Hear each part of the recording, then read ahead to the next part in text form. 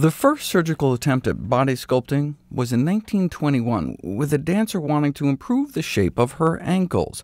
The surgeon apparently scraped away too much tissue and tied the stitches too tight, resulting in necrosis, amputation, and the first recorded malpractice suit in the history of plastic surgery. Today's liposuction is much safer, only killing about 1 in 5,000 patients, mostly from unknown causes, throwing a clot off into your lung or perforations of your internal organs. Liposuction currently reigns as the most popular cosmetic surgery in the world, and its effects are indeed only cosmetic. A study published in the New England Journal of Medicine assessed obese women before and after having about 20 pounds of fat sucked out of their bodies, resulting in nearly a 20% drop in their total body fat. Normally, lose even just 5 to 10% of your body weight in fat, and you get significant improvements in blood pressure, blood sugars, inflammation, cholesterol, and triglycerides. But liposuction sucks. None of those benefits materialized even after the massive liposuction. This suggests subcutaneous fat, the fat under our skin, is not the problem. The metabolic insults of obesity arise from the visceral fat, the fat surrounding or even infiltrating our internal organs, like the fat marbling our muscles and liver. The way you lose that fat, the dangerous fat, is to take in fewer calories than you burn. Anyone who's seen the Biggest Loser shows knows with enough calorie restriction and exercise, hundreds of pounds can be lost. Similarly, there are cases in the medical literature of what some refer to as super-obesity, in which individuals lost up to 374 pounds largely on their own, without professional help, and kept it off for years. The guy lost about 20 pounds a month, cycling 2 hours a day and reducing intake to 800 calories a day, which is down around what some prisoners were getting at concentration camps in World War II. Perhaps America's most celebrated TV weight loss was when Oprah pulled out a wagon full of fat representing the 67 pounds she lost on a very low-calorie diet. How many calories did she have to cut to achieve that within 4 months? Consult leading nutrition textbooks, or refer to trusted authorities like the Mayo Clinic, and you'll learn the simple weight loss rule. 1 pound of fat is equal to 3,500 calories. Quoting from the Journal of the American Medical Association, a total of 3,500 calories equals 1 pound of body weight. This means if you decrease your intake by 500 calories daily, you will lose 1 pound per week. 500 calories per day times 7 days equals 3,500 calories, so 1 pound of body fat. The simple weight loss rule, that's simply not true. The 3,500 calorie rule can be traced back to a paper in 1958 that just noted that since fatty tissue on the human body is 87% fat, a pound of body fat would have about 395 grams of pure fat. Multiply that by 9 calories per gram of fat gives you that 3,500 calories per pound approximation.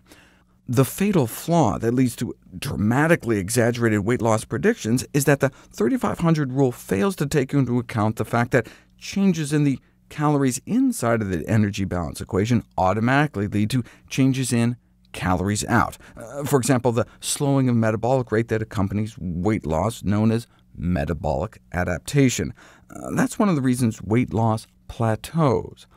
For example, imagine a 30-year-old sedentary woman of average height who weighs 150 pounds. According to the 3,500 calorie rule, if she cuts 500 calories out of her daily diet, she'd lose a pound a week, or 52 pounds a year.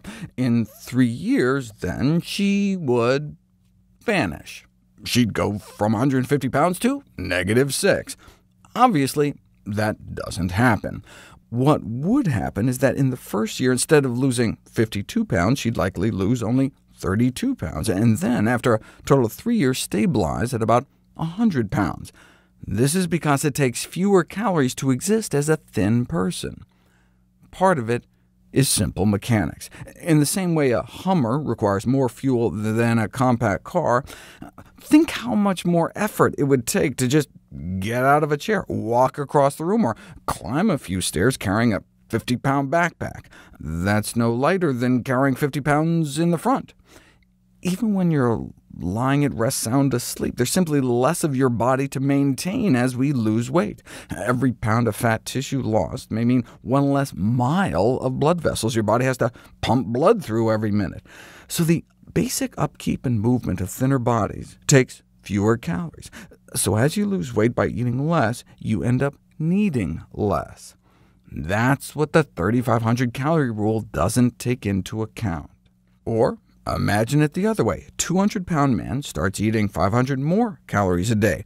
That's like a large soda or 2 donuts. According to the 3,500 calories rule, in 10 years, he'd weigh more than 700 pounds. That doesn't happen because the heavier he is, the more calories he burns just existing. If you're 100 pounds overweight, that's like the skinny person inside you trying to walk around balancing 13 gallons of oil at all times, or lugging around a sack containing 400 sticks of butter wherever you go. It takes about 2 donuts worth of extra energy just to live at 250 pounds, and so that's where he'd plateau out if he kept it up. So weight gain or weight loss given a certain calorie excess or deficit is a curve that flattens out over time rather than a straight line up or down. Nevertheless, the 3,500 calorie rule continues to crop up, even in obesity journals. Public health researchers used it to calculate how many pounds children might lose every year if, for example, fast food kids' meals swapped in apple slices instead of French fries. They figured 2 meals a week could add up to about 4 pounds a year. The actual difference, National Restaurant Association-funded researchers were no doubt delighted to point out, would probably add less than half a pound, 10 times less than the 3,500 calorie rule would predict. The original article was subsequently retracted.